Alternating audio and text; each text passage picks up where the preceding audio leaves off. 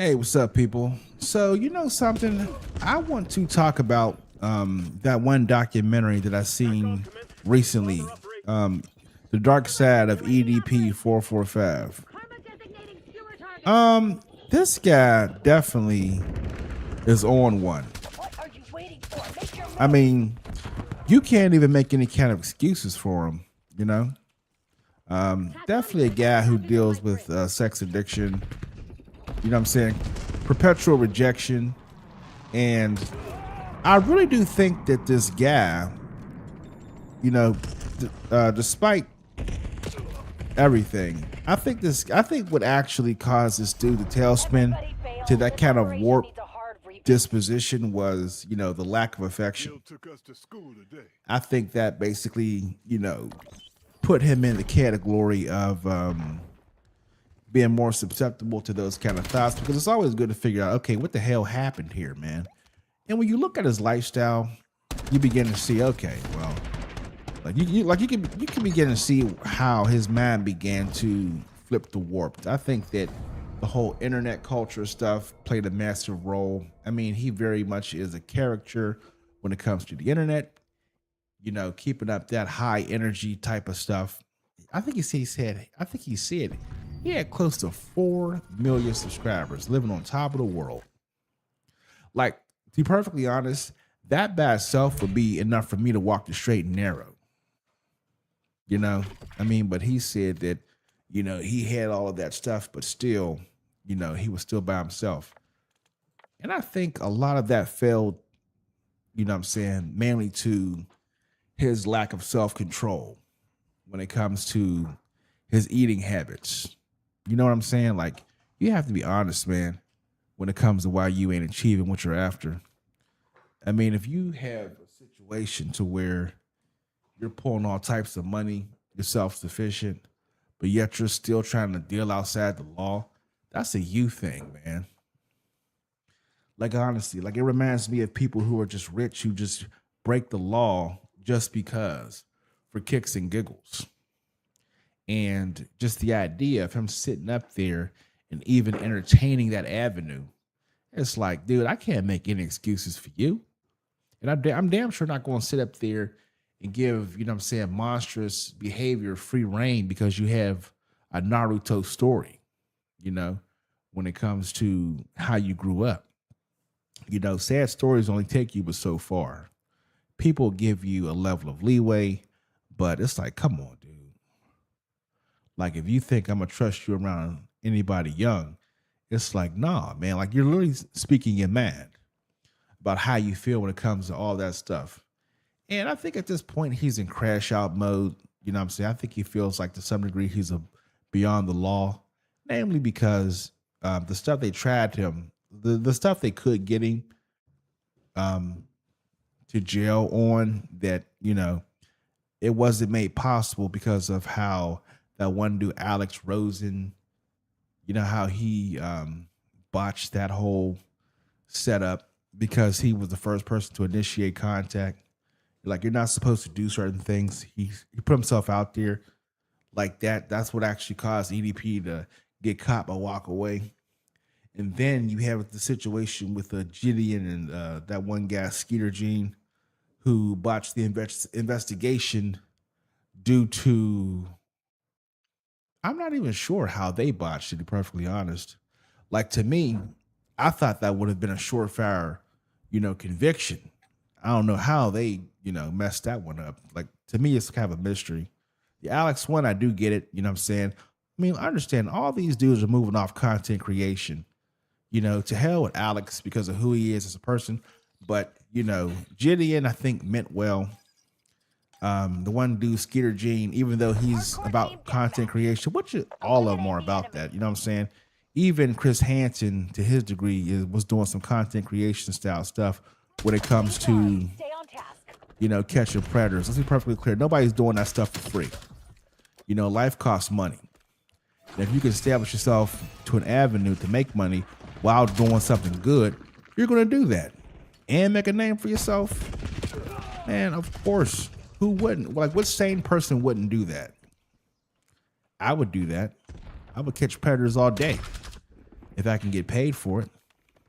You know, life is expensive, man. And the thing is, when it comes to EDP, he very much so, you know what I'm saying, put himself out there. He really has himself to blame. I think one thing was interesting when he sat there and said that he felt like his mom was trying to warn him not to go and, you know, meet up with that decoy, which is whatever, you know what I'm saying? You can call it very much so a guilty conscience, all this stuff reflecting to his mind. Because the funny thing is that, you know, you do hear your mother's voice. You hear your loved one's voice when it comes to you making a stupid decision. So it very much so could have been a case to where that was something for him, like a phantom, reminding him, hey, man, what the hell are you doing? And, you know, Now we have to keep it. he just didn't listen to that. And he put himself out there. So, and that's how he lost his livelihood. Understand, this is how he lost his livelihood, because at first time he was put out there before when it came to dealing with underage girls, and then, you know what I'm saying, he just kept testing the Enemy waters. took the lead. Make 'em regret And it. I think that's due to his, you know what I'm saying, sex addiction. I think that really was the reason why he went back and did that again, which makes him a habitual offender to that degree. You know what I'm saying? Like, that's what makes it bad. Not to say that doing it one time is good. I'm just saying, if you're prone to doing something like that because in your mind you struggle with it, then you don't need to be around kids like that, dude. Like, you truly don't. Because I'm not going to sacrifice one of them. I'm not going to sacrifice one of them just so you can feel normal around, you know what I'm saying, younger people.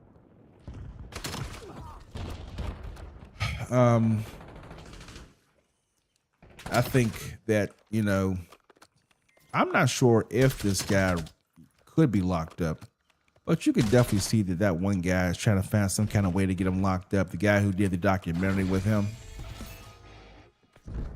Because one thing he did is very interesting. This dude, I can truly say he didn't take anybody's side. Like, it felt like what's it called, a Mexican standoff, where everybody was pointing guns at each other, talking about what they did wrong when it came to the whole situation. You know, I will say that was actually pretty interesting. It just like, because I thought they were going to stack up, you know what I'm saying, a lot of stuff at EDP and leave it there. But even at the beginning of the film, he's showing other people who've been caught out there for pedo acts, like the whole Dr. Disrespect dude and Sean Dawson. Like, he really, like, he put them on the front page. And I was like, okay, this guy carries no kind of regard for people who move like that. Okay, understandable.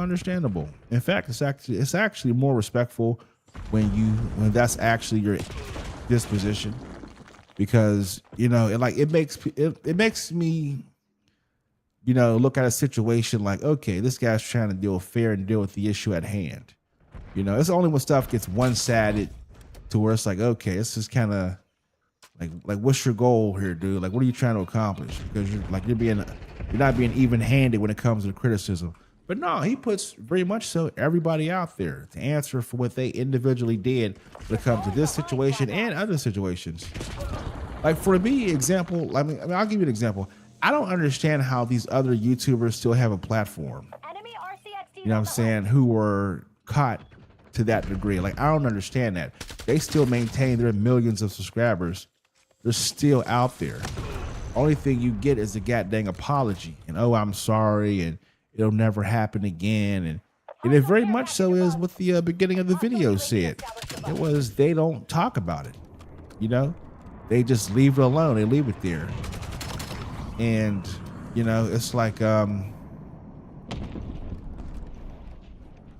they don't Got the lead. give any kind of answers for what they did, because if you put heavy focus on what you did, it'll never go away. So they just try to keep it hush hush so that they don't have to keep talking about it again and again. You know what I'm saying? Like they're content creators, man. Like like what makes you think they're going to keep talking about that stuff when they can begin to chip into their pockets? You know? Hostile dog active. But I think what's funny when it comes to all that stuff is how people try to act like they're so offended by the act itself. As far as, you know what I'm saying, them dealing with younger, like dudes dealing with, not dudes dealing with younger women, but, you know what I'm saying, them finding younger women attractive to that degree. They're like, ooh, yeah. Oh my goodness, society would be a better place without them. They should do this to themselves. They need to go be, you know what I'm saying, burned up or something. Like people go the extra mile when it comes to what should be done to these people. I mean, I understand when it comes to an egregious case. Like for example, that DV or D4VD. Yeah, I do understand that kind of a sentiment when it comes to what he did. Like that dude went the extra mile. I mean, it was pure disgusting what he did. So I understand that, but when it comes to just, you know, these guys getting caught like that and people sitting up there faking some kind of a throw up reaction, bleh, that type of stuff, like, oh my goodness, how could they do this? I'm like, okay, dude, like you're this is very much so you putting on an act. You know, not to say it's acceptable, but you know, come on, dude. You know, like don't oversell it. Be genuine. My genuine sentiment is, hey, don't be sitting up here dealing with kids. You know what I'm saying? That's where it's at, you know. And you know, if you get caught out there like that, then you need to, you know what I'm saying? You know, there needs to be consequences. There needs to be consequences. Like, I'm not going to sit up here and just overreact about it. When I say overreact, I'm saying people start getting performative. You know, that's why you see these people go from 0 to 100. You know what I'm saying? When it comes to them talking about that stuff, because it's almost like they're trying to take focus off of themselves.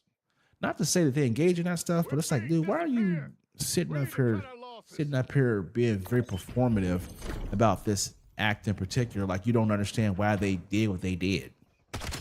It's not about you, you know, accepting or relating or, you know, seeing their point of view. But you know what they did, why they did it. You know what I'm saying? All of this performer style.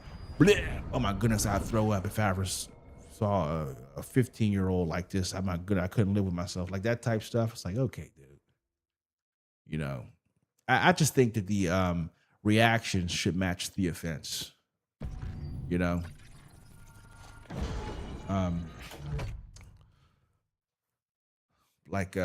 You know, that whole pedo type stuff to where it leads to people getting chopped up, like that type stuff. Yeah, like let me tell you something. There is no filter when it comes to that type stuff. I want you to be overly beyond performative. I want that to manifest into action.